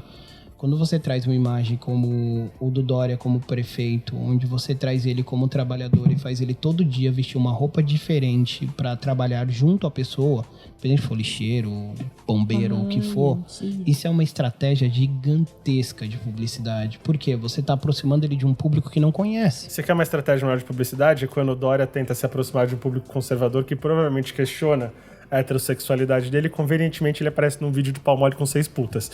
O cara tá olhando que se o pau dele tá mole, não tá. Falando, nossa, que putanheiro, tá aqui com 6 putas. É o público-alvo dele? Não, certo? e isso tá... Fazer uma isso- brincadeirinha, isso gente, tá atrelado uma coisa diferente a- que ele não gosta. A realidade talvez. que o conservador quer ter, né? Ele tem, tem a exatamente. condição de Total, bancar total, 5 total, putas de luxo. Total, Sei. Se ele vai subir ou não, o problema dele. É. O importante Mas é que as isso mulheres é- estão ali pro prazer dele. Mas a verdade isso. Eu acho que a gente tem consciência cada dia mais, e não, é claro pra todo mundo, a sociedade é machista. Ela, porra, demais ver o cara. Completamente. Poxa, o Se cara é fosse uma demais mulher ali com ali, vocês. Imagina com se fosse dois uma mulher homens com já 6 era caras. tipo... Nossa, o escândalo que seria. Pra você ter ideia, a Marta Suplicy, que foi prefeita de São Paulo, o maior escândalo dela foi relaxe goza. Ela só falou a palavra goza. Ela só apenas falou isso. Só falou isso e já foi, meu Deus, Não, que absurdo eu acho absurdo isso. até hoje. A galera fica discutindo sobre a questão da Sandy, quando ela foi, acho que no Altas Horas, e perguntaram pra ela sobre o que ela acha sobre sexo anal. Tipo, ela não falou o que ela faz, ela só falou, sei lá, mano, tipo, tem terminação nervosa, então acho que deve dar prazer mesmo. Ela falou, acho que deve. E a galera, Mas tipo, é considerou, isso, tipo, porque ela dá a o cu. sociedade é Mas machista. eu, por outro lado, tenho muita empatia. Falei desse cara já, porque imagino que seja o mesmo cara, tanto do Temer como do Biel. Mas vender a imagem do Temer deve ser um negócio terrível, porque imagina, você faz todo o seu planejamento de imagem do teu candidato lá, ele invoca o Satanás na frente das câmeras, ele, caralho, o que é aquilo? Tem Mas uma- eu, aí em questões que eu vejo, assim, até falando de marketing política, a publicidade política, assim, é um tipo de publicidade que você se apega no... Acho que existem os dois contextos, tá? Existe o primeiro contexto de publicidade, onde você se apega naquilo que a pessoa não quer, tipo, eu não quero mais isso, eu não quero mais isso, e o aspecto do medo. Então você vai no medo da pessoa. Então, assim, você fala, eu não vou fazer isso, e se você fizer aquilo, vai acontecer isso. Que é a parte do medo. Foi o que Então aconteceu em 2010, entendeu? tem todo um discurso por trás disso, que é muito publicitário, que eu acho que é essa coisa de cruzamento que eu falei de política e publicidade, ela tá muito ligada, porque um político que não tem um bom publicitário, independente de onde for, ele não vai conseguir nada. Posso tirar um pouco da política e jogar de volta pro mundo do pop, do show business? Vocês estão acompanhando essa história da Melody? Sim. Do Felipe Neto, que ele comprou uma briga até... Eu não. Então, eu achei engraçado que as pessoas ficaram surpresas, porque, de novo, as pessoas não acompanham o Felipe Neto. Elas só sabem quem é Felipe Neto e detestam ele e pronto. O que Agora elas estão aconteceu? começando a Mas eu- gostar desde que ele se posicionou contra... Ele tá se posicionando contra tudo. O Felipe Neto, As assim, pessoas começaram a gostar dele. Mas ele já fala da Melody há algum tempo. ele virou um peitudo. Ele virou um peitudo, porque assim, ele vai e fala... ele já tem tudo, ele não tem mais, ele não precisa mais nada, então ele agora pode... Assim, a gente chegou no ponto que a gente concorda com o Felipe Neto. Eu falei, caralho. Mas sabe o que? Eu acho que aí vem a outra, vem a parte de inteligência e comunicação, que é o público dele, consumidor, do que ele faz, são crianças. Então ele fazia uma linguagem para criança. Chegou num momento que existe um processo evolutivo. Todo mundo aqui que tá sentado, a gente não pensava como a gente pensa hoje. A gente passou por um processo evolutivo. Então, assim, quando o Felipe Neto começa a falar de termos políticos e se posiciona politicamente, existe uma evolução na parte de comunicação dele, que ele tá comunicando para outro público, e quando ele... E aí tem os dois pesos, né? E também a gente tem que ver o antes. A Melody, ela é usada como instrumento de venda desde os 8 anos. Pelo pai. E o Felipe Neto sempre viu isso. Então, assim, hoje... Não, então, é isso que eu falo. Hoje, as pessoas estão dando atenção para isso. Eu acho que a gente passa por um momento que as pessoas hoje ligam pra isso. Que talvez o público, ele comunicava isso da maneira que ele comunicava, as pessoas talvez não davam esse interesse, porque ele não era peitudo. Então as pessoas deixavam ele lá como, faz público infantil, é um hater. Eu acho que ainda é mais que isso. Eu acho que ele chegou num tamanho em que não dá pra ignorar o que ele fala. Porque ele já falava disso, mas não só ele. Muita gente já questionava essa coisa da Melody. Tanto é que já teve polêmica, já teve É uma menina, Paulo, que ela pai dele. Ela tem o quê? O Paulo? 11 anos. Conheço. Tem 11 anos, é uma funkeira super sexualizada e o pai agencia a menina. Ele que faz o E as pessoas começaram a falar, cara, não tem possibilidade de uma criança de 11 anos estar se mostrando do jeito que você tem mostrado a sua própria filha. Essa é uma discussão desde que ela tinha 8 anos. Então, eu lembro que acho que foi ano passado, ou no fim do ano retrasado, ou no começo do ano passado, ele abriu a casa... como é que chama?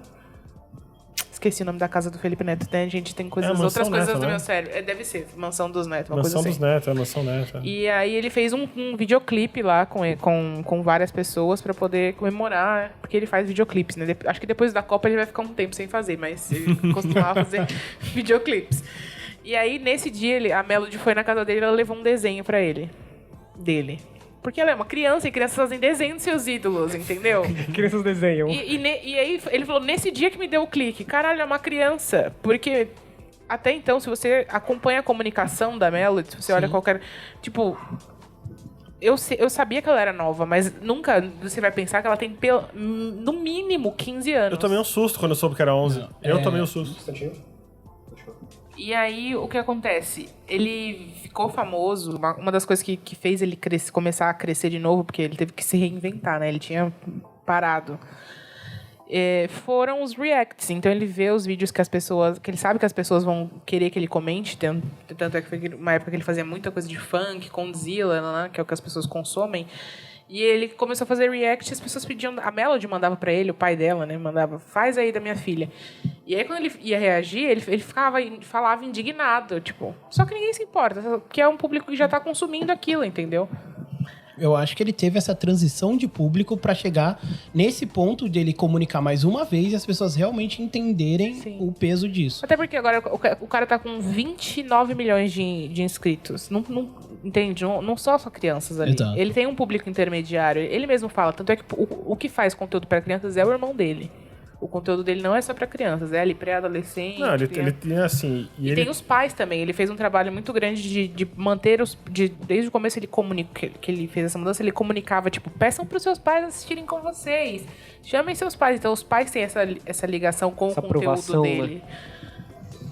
Não, o cara com visão, né? É quase 15% da população brasileira, se for colocar no papel aí, né? Ele virou uma autoridade, tipo, e querendo ou não, ele arruma treta, ele arruma treta política. Cara, ele virou um cara que hoje você fala, beleza, esse era um cara que a gente achava que era patético até um pouco tempo atrás. E ele pode ser, a gente não sabe. Quando a gente... se a gente pegar a origem, na verdade, quando a gente pega o Felipe Neto Origem, ele veio com um termo, quando ele começou a fazer os vídeos, com críticas sobre assuntos, às vezes assuntos meio sem peso, mas ele tem esse lado crítico dele há muito tempo.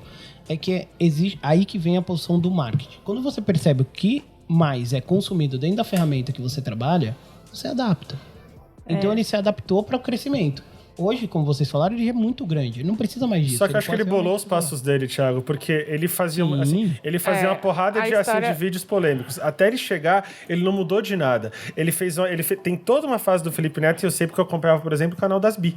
E ele fazia toda a fase agora, Felipe Neto vai aprender porque não deve ser homofóbico, Felipe Neto vai aprender o que é transfobia. Então ele fez, pra que não soasse artificial pelo menos, ele bolou a transição dele, inclusive, pra ser super mostrado. Ele é um cara que tem muita visão do que ele tá fazendo. A ideia dele nem era ser o cara crítico no começo. Ele fez várias coisas até funcionar, e aí ele percebeu, ele fez um vídeo xingando, não sei o que agora que eu não lembro, Crepúsculo, e talvez. explodiu. Foi o Crepúsculo. E aí quando esse vídeo explodiu, ele falou assim, e agora? Porque, tipo, qualquer coisa que eu fizer depois disso, eu preciso que supere. E aí ele começou a pegar as coisas que estavam em pauta na época, que todo mundo amava, então Restart, Justin Bieber, essas coisas que criavam uma mobilização muito grande, e ele metia o pau nisso. Porque você sabe que se você meter o pau no meu ídolo, as crianças vão vir. Porque são coisas que tem muito hater e que tem muita paixão. Então, e os dois públicos ali, e ele agregava a gente e crescia. Porque ficam dois lados brigando na página de comentários dele. Os comentários dele só aumentando, entendeu? E aí ele foi inteligente, ele criou a parafernália, né? Já começou, criou as redes, então ele encontrou outras maneiras de ganhar dinheiro. A gente já vai ficando adulto, a gente vai mudando a nossa cabeça, ele ficou de saco cheio dessa coisa, não tinha mais o que criticar também. Aí mudou, foi pro esquema de vlog, que foi uma coisa que funcionou por um tempo com muita gente, e aí estagnou. Quando ele viu que estagnou, ele parou por um tempo. E aí, quando voltou nessa pegada de olhar o PewDiePie lá, que faz aquelas merda toda dele mesmo assim, idolatrado. Tem mais de 50 milhões de... Acho que são 50, nem sei mais, eu não acompanho mais. Tá gigante. Milhões de inscritos. E É o maior, começou né? a fazer essa fórmula, usar essa fórmula. Então, assim, só que assim, você pega a fórmula pronta de outra pessoa, não funciona, você tem que experimentar. Então, o que ele fez foi pegar e descobrir os públicos e ir mudando. Só que ainda assim existe o Felipe Neto fora do... Porque ele falava que ele era um personagem, que agora ele não é mais. Mesmo não sendo um personagem, ele tem um público ali que ele quer... que ele direciona o conteúdo dele. Ele não necessariamente fala só com esse público, ele não necessariamente tem só esses pensamentos. E aí, nas outras redes, ele continua falando as coisas dele. A impressão Twitter, que eu tenho é que ele, assim, ele é um mestre no que ele faz. Porque Ele é. eu acho que não tem só a questão... Eu imagino que seja isso, vai testando tudo, mas eu acho que tem um quê de visão. Assim, uma chefe minha, ela falava, você tem que sempre olhar depois da curva. E eu acho que a impressão que o Felipe Neto, ele antecipou na cabeça dele muita coisa que está acontecendo hoje, e ele fez apostas certas. Entendeu? Em momentos que talvez não fosse tão claro. Ele falou, vou apostar nisso aqui porque eu acho que daqui a um tempo vai. Quando é assim, porque hoje a crítica das pessoas é que se você pega um artista que falava coisas polêmicas um tempo atrás, de repente ele aparece defendendo, de repente ele parece correto, vamos dizer assim, que é o caso do João Vicente, que tá todo mundo descendo o cacete agora. Ele planejou os passos dele para que, olha, agora eu tô mostrando como eu estou aprendendo. Então, para chegar agora... Ele veio de um processo. Então, o momento que ele tá vivendo agora, provavelmente ele antecipou anos atrás que ele podia viver. Então, cara, é muita cabeça o cara tem, tipo, e... Certo. Então, mas a cabeça que ele teve foi justamente perceber que ele precisava ganhar dinheiro. E o que dava dinheiro, e o que dá dinheiro em publicidade, e por isso que é tão caro um anúncio no Jornal Nacional, é audiência. Então ele construiu a audiência dele, e isso é mega importante assim para todo mundo que trabalha com comunicação, sabe, às vezes não lembra, mas tem que saber que se você quiser ganhar dinheiro e subsistir, sobreviver do que você quer produzir de conteúdo, você tem que ter uma audiência cativa e grande. Então a publicidade, né, ela gira em torno de audiências. E a genialidade dele foi saber construir esse chão, esse caminho. Eu acho que ele chegou num momento da vida dele também que ele não precisa mais de dinheiro. Tipo, ele já ganhou... Ele tá muito confortável. Então agora ele pode falar o que ele quiser. Obviamente ele não vai falar nada que vai destruir o que ele já construiu, porque ele não é burro, ele é muito inteligente. Mas ele já pode tocar em feridas sem medo de... Entendeu? Se prejudicar, né? Exatamente. Ou ferir a imagem. Bom, eu acho que a gente já falou um bocado, a gente saiu tipo de conceito de publicidade, passou sobre efeitos de publicidade, sobre geração de publicidade, passou por política de publicidade, agora a gente estamos falando de publicidade Felipe Neto. Nem comecei a falar da propaganda da Marina Rui Barbosa com papel higiênico preto. Ai, meu Deus. Bom, Ainda eu bem. acho que a gente falou muito, eu acho que o ouvinte já deve ter tipo, tido a ideia da dimensão de que a gente queria conversar. A gente trouxe gente aí que teve uma bagagem teórica e aplicada para poder dar um esclarecimento para você, saber como que a publicidade te impacta no mundo. Eu acho que Deu? É. Eu só quero fazer um adendo. E isso, não estou falando que ele não fez uma coisa do coração dele, mas eu estou dizendo como também tem a ver com publicidade o fato dele agir lá e falar, não, eu estou aqui pagando a educação da Melody, bancando isso aqui, é da minha parte. Porque até então todo mundo tava falando.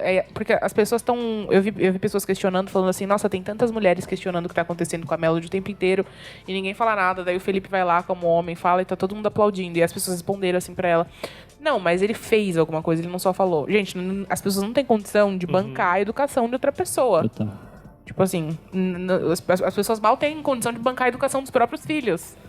Mas é uma questão de direito da criança e do adolescente que as pessoas estão denunciando. E educação vai uma coisa muito além de custear. Educação é uma coisa, é um trabalho contínuo de você estar em cima daquele indivíduo, ele está custeando alguém para estar lá, essa é a questão. Então, tipo, ele não tá educando, né? Ele só tá custeando uma coisa que, cara, é um trabalho diário. Mas não tô diminuindo. Eu acho que foi um gesto foda mesmo. Se você tem condição, é uma coisa que também pega muito no pé do Whindersson.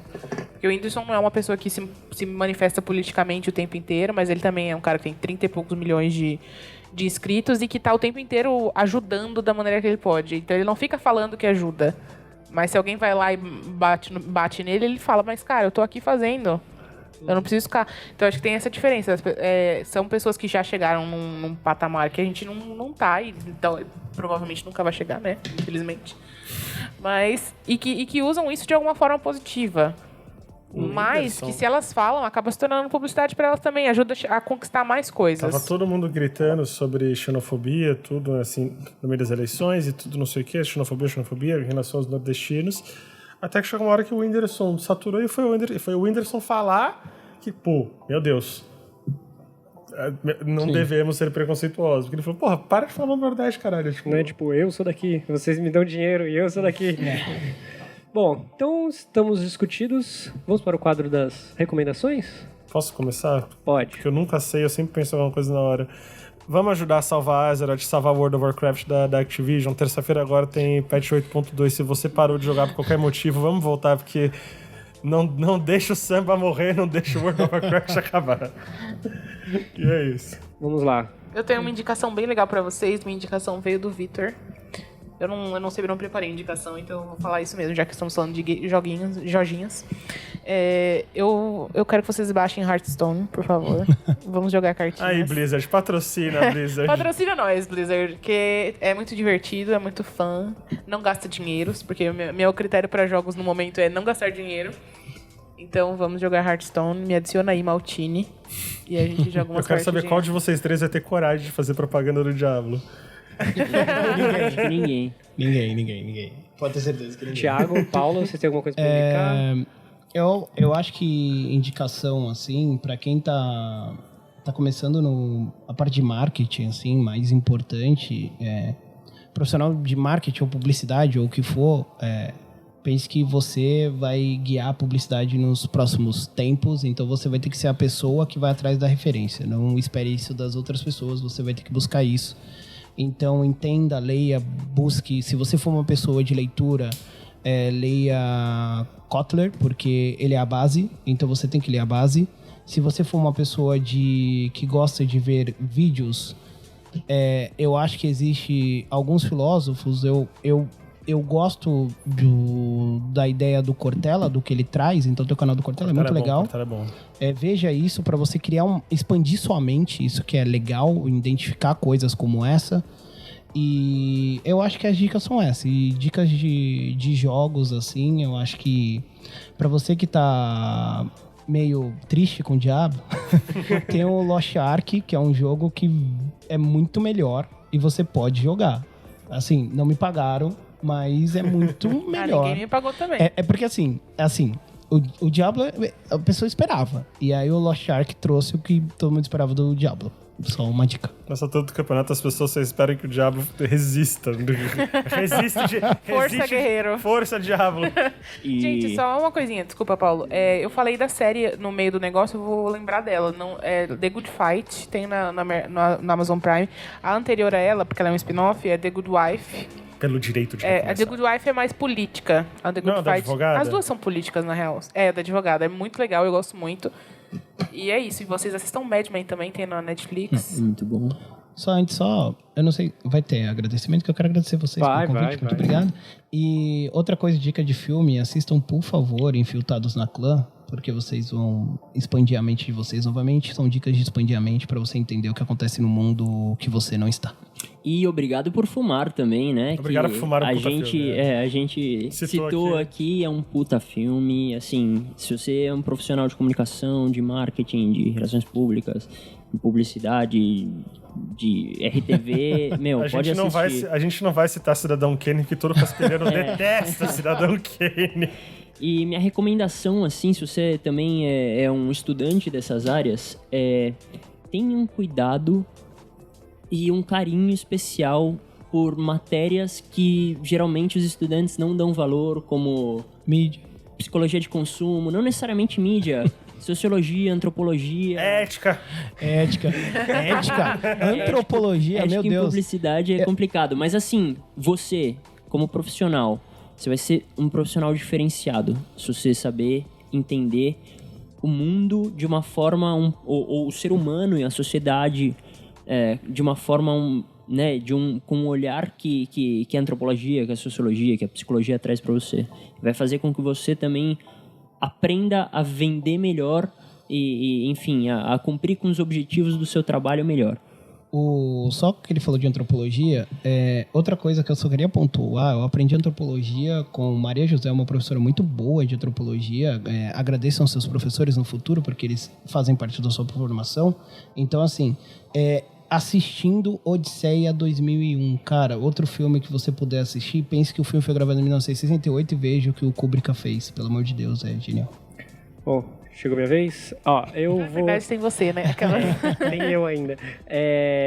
Eu não vou ir tão além. Eu vou complementar a indicação que o Thiago fez sobre Infiltrados na Clã. Eu já cheguei a fazer essa recomendação nos episódios passados, mas é um filme que, pra você assistir, você tem que assistir ele de mão dada com um filme muito antigo que chama O Nascimento de uma Nação, que é um filme racista pra caralho.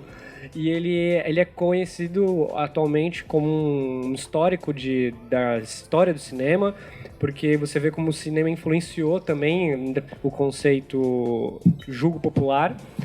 E também, para sair um pouquinho dessa série, que é Explain, que tem no Netflix, que é uma série super rapidinha, ela tem poucos episódios, que dá uma explicação bem rápida e bem científica de vários temas X, bem pontuais do mundo, e é muito legal. Você consegue ter um crescimento bem grande, assim, intelectual, bem rápido, bem soft, de uma maneira bem bacana.